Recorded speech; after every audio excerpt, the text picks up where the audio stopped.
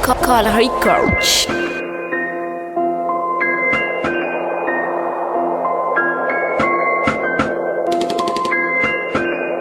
Ça c'est le AK-47, fusil d'assaut, l'arme préférée de vos putains d'ennemis. Son tac-à-tac est typique, surtout quand on nous avions. C'est bien vu.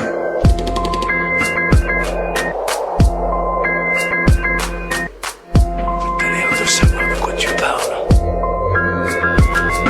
Wezati tandazana se fona niraira Vula vyani vielan fona ne inda Tusa nefa marte na mbulu tafa verna Punda numtangu kaskiara numanefa San fitiava tandazana putunda Tegwe me mandus tika same miratara Sanga mbati tien fa leonareo nijera Satira zani tata meti sazo ndreni enjera Se rasera miandu pive lumanyula Smisi nyasa raikita kota ni manofuza Fiti piena na me miaka tandu wa manala Sara nkarama ramataka tavalwala Sara rawe misakafu Tunda timaita vyeni aminyafu Piana tati afakarati si pifu Nizani zemana nanu tafita Hey, ma, da, ka, si, ka,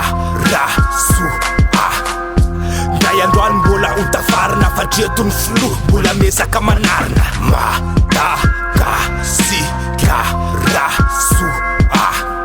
Voalohany eratany rano fanirina De ho afaka reo fahorina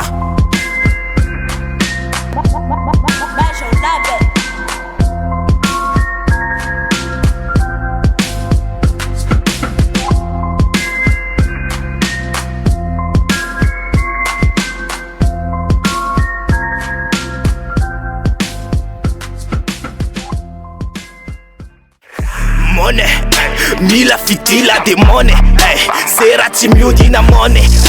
Vola fitady mila mone Fani mone Mone